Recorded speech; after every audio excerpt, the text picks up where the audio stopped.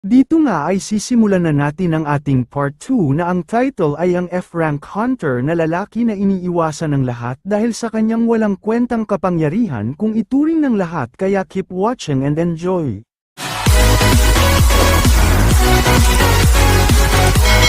Dito ay nakikita natin na hinahanap pa rin ng babae ang ating bida, at habang nakatapak at nakatayo sa mga sanga at malayo na tinatanaw ng ating bida ang mga hunter kasama ang babae na bigla na lang lumitaw, ay sinasabi niya sa kanyang isipan na kailangan kong malaman kung gaano ba kalakas ang babae. At dito nga ay na-inactivate niya ang kanyang kapangyarihan na Destiny Detection. At habang nakatingin sa babae ang ating bida ay makikita natin na lumabas sa kanyang status window ang pangalan at kapangyarihan ng babae at ang pangalan nito ay Baekhyun. At ang kanyang kapangyarihan ay ang pinakamataas sa lahat at ito ay ang primary divine grade. At sinasabi dito na ang destiny ng babae ay kasalukuyang protektado. At makikita naman natin sa itsura ng ating bida ang kanyang pagkagulat dahil sa kanyang nakita dahil sa lakas ng babae. At sinasabi pa nito na hindi pa siya nakakakita ng ganun kataas na kapangyarihan.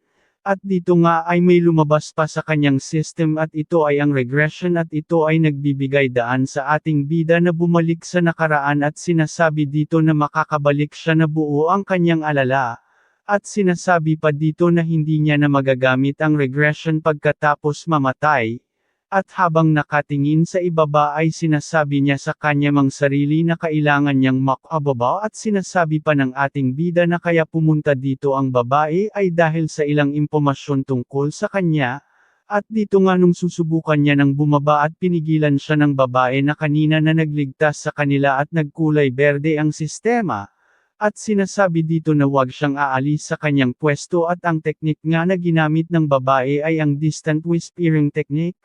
At sinabi pa nga sa kanyang sarili na wala siya sa lugar para makialam pa at pinaubayan niya na ito sa sect mistress. At dito nga ay makikita natin na mabilis na nakababa ang sect mistress at habang naglalakad sa sanga ay tinanong ng sect mistress kung ano daw ang gusto nito. At dito ay tinanong naman ng babae na si Baekhyun kung siya ba si Sugang Rim at sinabi naman ng sect mistress na si Sugang Rim ay isa sa kanyang mga miyembro. At sinabi pa ng sect mistress na pwede niya siyang kausapin nito kung bakit niya hinahanap ang ating bida at dito nga ay sinabi naman ni Baekhyun na wag na okay lang. At bigla na nga lang inatake ni Baekhyun ang mga hunter at sinasabi pa nito na papatayin niya na lang silang lahat habang sinasabi pa nito na inaakala ba nilang lahat na ang ating bida ay isa sa kanila. At dito nga makikita natin sa mukha ng sect mistress ang galit na may halong pagkadismaya dahil sa pagkamatay ng ilang miyembro Flying Tiger sect kaya agad niya inatake si Baekhyun.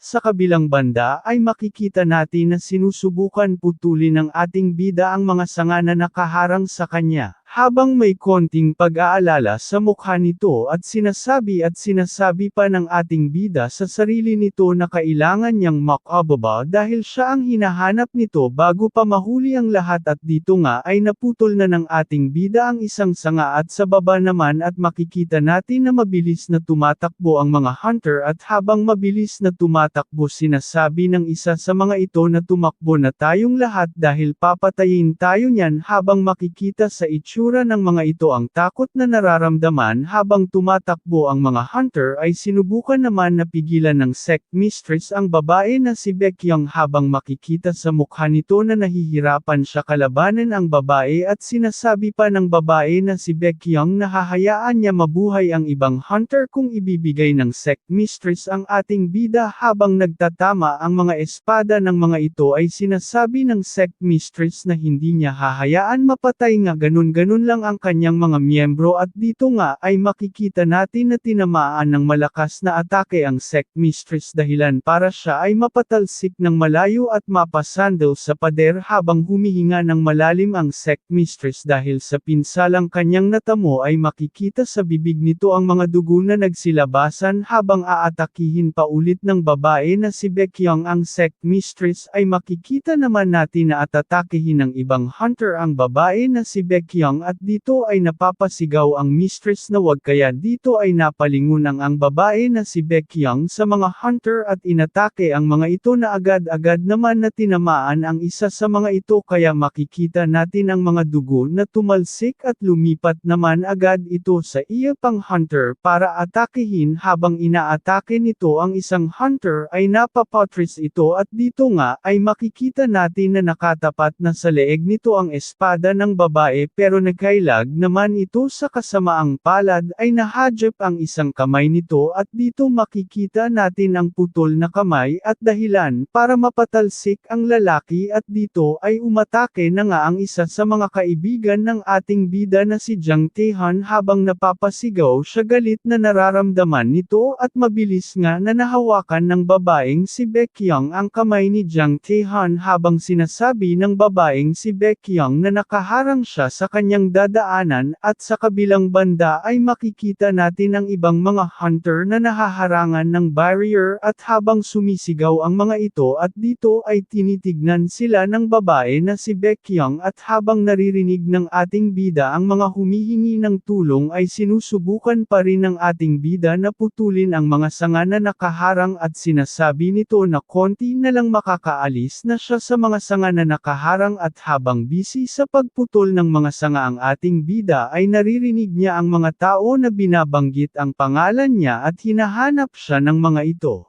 Naputol na nga ng ating bida ang mga sanga na nakaharang sa kanyan, at dito ay makikita natin na nahulog siya dahilan para siya bumagsak sa napakaraming dugo at habang papatayo ang ating bida ay di niya inaakala na sobrang daming hunter na ang napatay ng babaeng si Baekyong. Kaya nagulat siya sa kanyang mga nakita at dito nga ay papalapit na ang babaeng si Baekyong sa ating bida. At sinasabi ng ating bida sa kanyang sarili habang galit na lumuluha habang sinisisi ang kanyang sarili na nangyari lahat na ng dahil lang sa kanya dahil mahina siya. Habang nakataas ang kamay hawak ang espada sinasabi ng babae na kung siya na ba si Sugang Rim. At bigla naman lumitaw ang sect mistress at sinasabi nito habang papa-atake kay Baekyong na huwag kang maglakas loob na saktan ang si Sugang Rim at dito nga ay napalingon si Baekyong kaya dito makikita natin na nagtama ang kanilang mga espada. At sinasabi pa ni Baekyong na hindi niya maintindihan kung bakit ayaw ibigay ng sect mistress ang ating bida.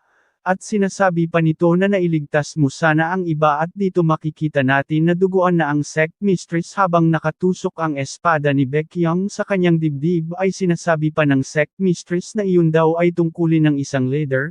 na protektahan ang mga miyembro nito dito naman ay nagugulat ang ating bida dahil sa biglaang pagkawala ng barrier na nakaharang sa mga hunter at nakikita natin sa ang isang system window na ang barrier ay unti-unti nang nawawala at makikita natin ang ating bida na napaluhod dahil sa mga nangyari. At makikita rin natin na nagtalsik na ang mga dugo na galing sa sect mistress at dito ay makikita natin ang luha sa mga mata ng ating bida habang nakatingin ang ating bida sa papalapit na babae na si Baekyong, ay sinasabi niya sa kanyang isip na mamatay din siya dahil wala siyang laban sa babaeng si Baekyong dahil pumunta dito ang misteryosong babae para patayin ako. Ako dapat ang namatay bakit nangyari ang mga ta? At bakit ang mistress ang isa sa mga namatay? Maya-maya ay may nag-pop up sa harap ng bida at sinasabi ng system na tinitignan ng system ang dami ng mga patay at habang lumuluha ang ating bida habang nakatingin sa system, ay lumabas pa dito na gagamitin na ba ng ating bida ang kanyang kapangyarihan na Destiny Stealing at dito nga ay ina-activate na ng ating bida ang kanyang kapangyarihan na Destiny Stealing, at lumitaw ang notification na maiipon ang mga karma kapag ginamit ang kapangyarihang ito. At sinasabi pa nga sa system na umabot sa 421 ang mga patay na andito sa area at tinatanong pa ng system kung kaninong kapangyarihan ang kukunin ng ating bida at habang nag-iisip ang ating bida ay napapakagatlabi siya at sinabi pa ng ating bida na kukunin niya lahat ng kapangyarihan ng mga kasamahan niyang namatay at dito ay makikita natin ang mata ng ating bida na lumiliwanag. Habang naglalabas ng kulay lila sa kanyang paligid habang nasa harap niya ang sect mistress. At dito na nga nagtatapos ang ating part 2, kaya stay tuned lang para sa ating next video. At kung may gusto kayong isuggest, wag na kayong mahihiyang mag-comment dyan sa ibaba para mapag-usapan natin yan. Huwag nyo na rin kakalimutan pindutin ang subscribe button at pakipindot na rin ang notification bell para lagi kayong updated kapag meron tayong bagong labas na video.